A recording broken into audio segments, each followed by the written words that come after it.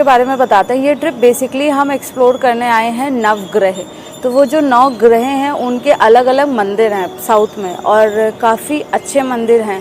और ये जिस जगह पे आज हम खड़े हैं ये चोला डायनेस्टी के अंदर में आता है, अगर आपने हिस्ट्री में पढ़ा होगा।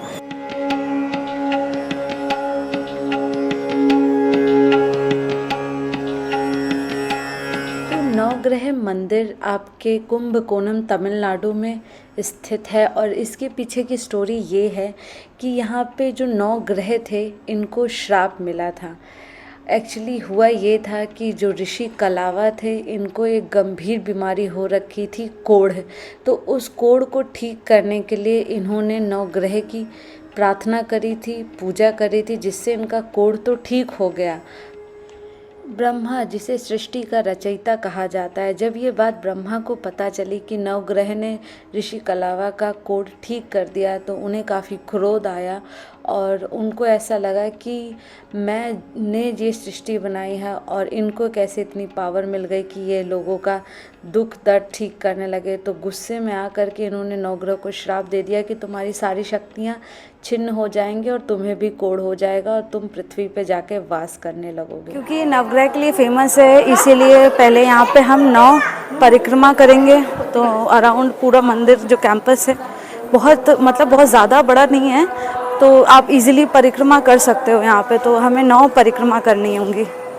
फाइनली हमारी नवग्रह परिक्रमा हो गई समाप्त। और इस टेंपल के बारे में अगर बताऊं तो ये बेसिकली सूर्य भगवान का टेंपल है, और ये 11वीं सेंचुरी में बनाया गया था विजयनगरा डायनेस्टी में, चोला डायनेस्टी।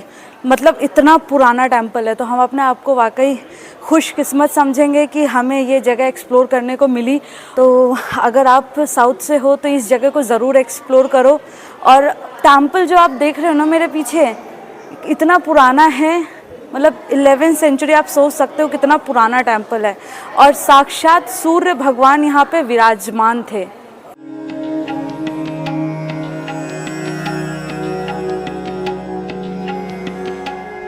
तो ये यहाँ की परंपरा है कि औरतों को ऐसे दंडवत होके प्रणाम करना है भगवान को।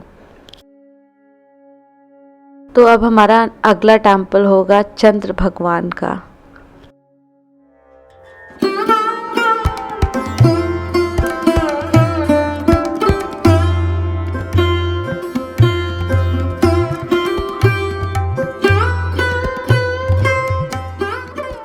तो राजा दक्ष की 27 पुत्रियों की शादी चंद्र से हुई थी, जिसमें से ये 27 नक्षत्र थे, और रोहिणी सबसे खूबसूरत थी और चंद्र की फेवरेट, जिससे अन्य कन्याएं रूठ गईं और अपने पिताश्री के घर चली गईं।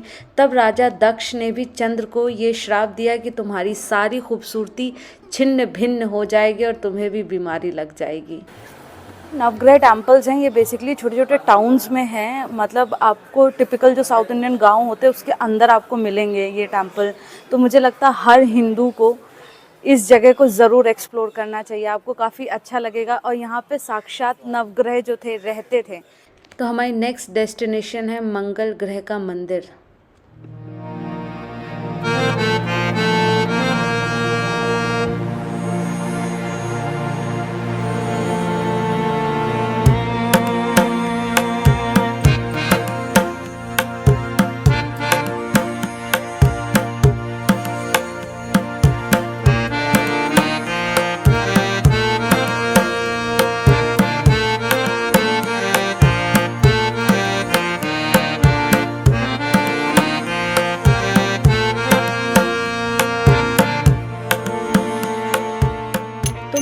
ग्रह का हमारी कुंडली में एक अहम रोल है। अगर हमें किसी भी तरह की बीमारियां होती हैं, इसका मतलब है कि हमारा मंगल कमज़ोर है। और इस मंदिर में ये एक सरोवर था जहाँ पे लोग स्नान करते थे। उनका ये मानना था कि यहाँ पे एक डुबकी लगाने से आपकी सारी बीमारियाँ, सारी तकलीफ़ें मिट जाती हैं। और ये जगह इसलिए भी प्रसिद्ध है क्योंकि भगवान राम और लक्ष्मण ने जटायु का क्रियाक्रम इसी स्थान पे किया था। मंदिर है हमारा बुध ग्रह।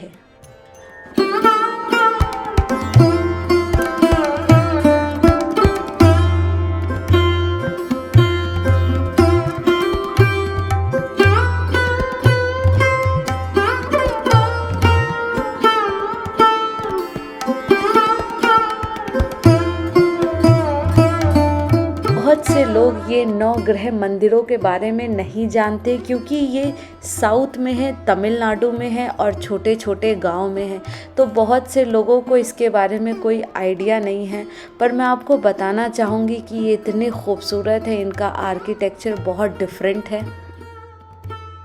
तो हर सनातनी को अपनी ज़िंदगी में एक बार तो इस जगह को ज़रूर विज़िट करना चाहिए। आपको पता चलेगा कि आपके मंदिर कैसे हुआ करते थे 1000 साल पहले, आपकी सभ्यता कैसी थी और आपकी परंपराएं कैसे हुआ करती थी, आप किस तरह से भगवान की आराधना करते थे, पूजा करते थे। और अगर आपको अपना बुद्ध मजबूत करना है तो बुधवार को आपको हरी वस्तुओं का दान देना चाहिए, हरी सब्जियां, हरे फल किसी ब्राह्मण को दान देना चाहिए, जिससे आपका बुद्ध मजबूत होगा।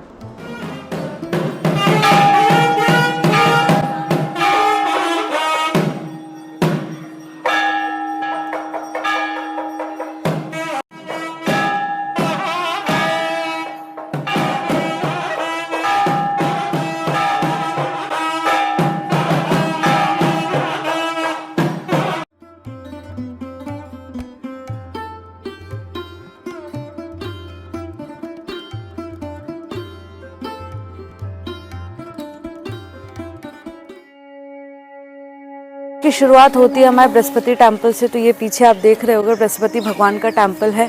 तो ये आज का हमारा 5वां टेम्पल होगा जिसे हम एक्सप्लोर करने वाले हैं। ये भी छोटे से गांव, मतलब छोटा सा गांव तो नहीं बट थोड़ा सा अंदर जा कर के ये टेम्पल विराजमान है।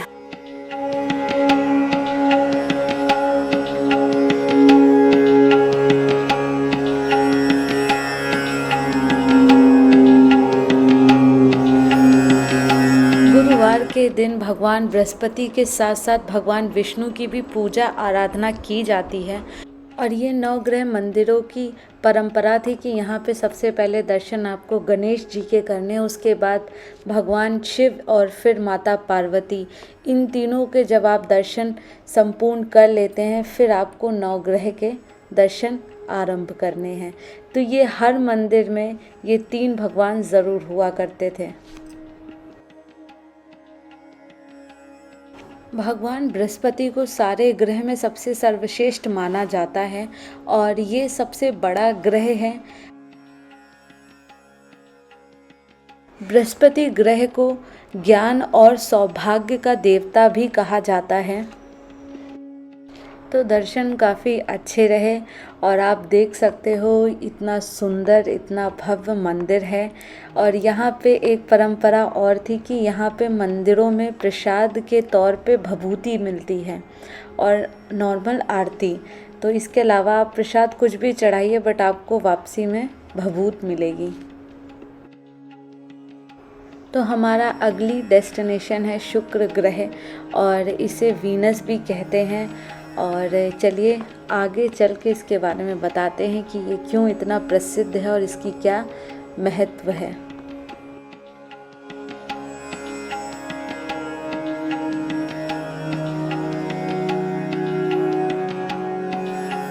हम आ गए वीनस भगवान के टेम्पल में और ये इसको शुक्र भी बोलते हैं।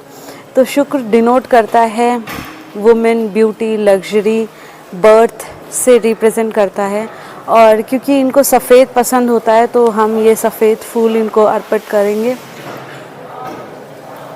अगर आपको अपना वीनस या शुक्र मजबूत करना है उसके लिए आपको अच्छे से ड्रेसअप होना चाहिए और सफ़ेद चीज़ें पहननी चाहिए, सफ़ेद चीज़ें खानी चाहिए और जितना हो सके इत्र लगाइए। ऐसा करने से कहा जाता है कि शुक्र आपका मजबूत होगा।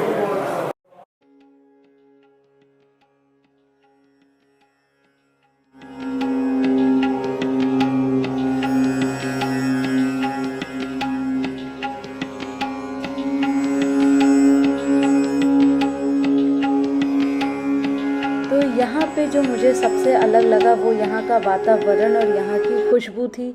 यहाँ पे एक अलग इत्र की खुशबू आ रही थी क्योंकि कहा जाता है वीनस को जितना आप इत्र दान करेंगे उतना ज़्यादा आपका वीनस स्ट्रॉन्ग होगा। और एक परंपरा थी कि 9 ग्रह में आपको 9 दीपक जलाने थे। तो ये भी काफ़ी अलग अनुभव था मेरे लिए। और ये रहे भगवान शुक्र। रिकॉर्ड करना थोड़ा सा मुश्किल था, बट मैं दिखाना चाहती हूँ कि हमारा कल्चर कैसा है और हमारे यहाँ कैसे पूजा होती है भगवान की। और हर सनातनी को एक बार तो लाइफ में ये एक्सपीरियंस ज़रूर करना चाहिए कि हमारे नवग्रह मंदिर कैसे दिखते हैं।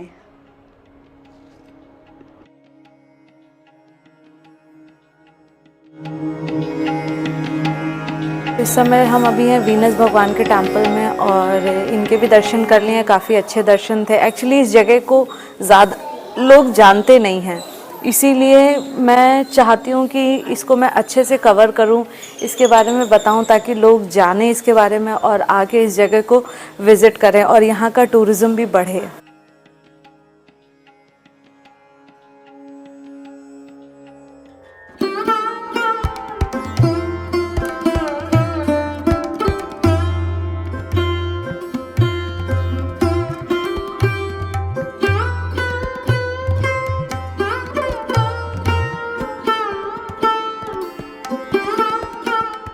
तो ये हमारा राहु का मंदिर है। राहु केतु दोनों एक ही इंसान थे। मैं इनके बारे में कुछ बताना चाहूँगी। तो जब समुद्र मंथन हुआ था और भगवान विष्णु ने मोहिनी अवतार लिया था, तब उन्होंने अमृत बांटा था भगवानों को। तो भगवान के ग्रुप में जा कर के ये राक्षस बैठ गया और इन्होंने एक बूंद अमृत की पी ली थी, जिससे ये अमर हो गए थे। और उसी क्षण भगवान विष्णु ने इनका सर धड़ से अलग कर लिया था। और ये बात स्वयं सूर्य और चंद्रमा ने ही भगवान विष्णु को बताई कि इस राक्षस ने ये अमृत ग्रहण कर लिया है। तो जब भगवान विष्णु ने इसका धड़ अलग किया तो सर को राहु बोला गया और नीचे के धड़ को केतु बोला गया। राहु और केतु को छाया ग्रह भी कहते हैं और इसीलिए सूर्य और चंद्रमा को इनका ग्रहण भी लगता है।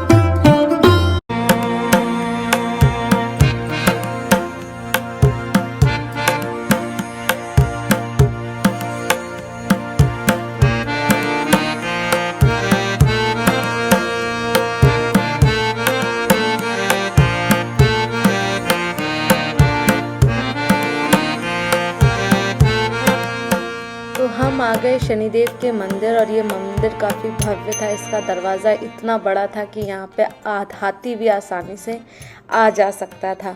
तो शनिदेव के पीछे भी एक स्टोरी है और उन्हें भी उनकी पत्नी ने श्राप दिया था।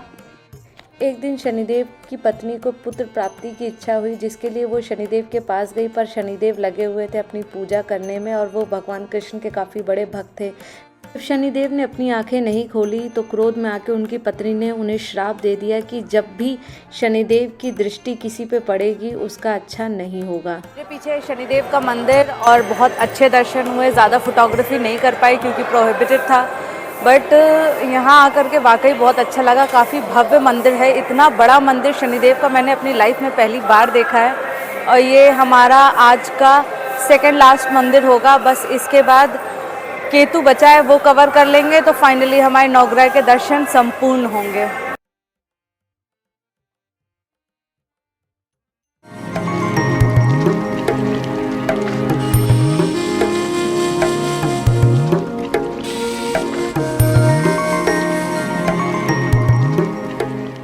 और हम आ गए भगवान केतु के मंदिर और ये रही भगवान केतु की प्रतिमा।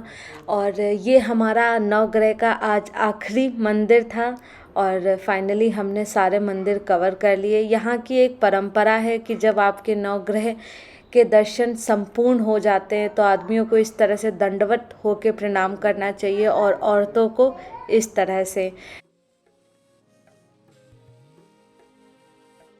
हमारे नवग्रह की पूजा और यात्रा यहीं पे सफल होती है। हमने पूरे नवग्रह कवर कर लिए, काफ़ी अच्छे दर्शन थे, काफ़ी इन्जॉय किया और वाकई बहुत लकी हैं कि 2 दिन में हमने सारे नवग्रह को कवर कर लिया।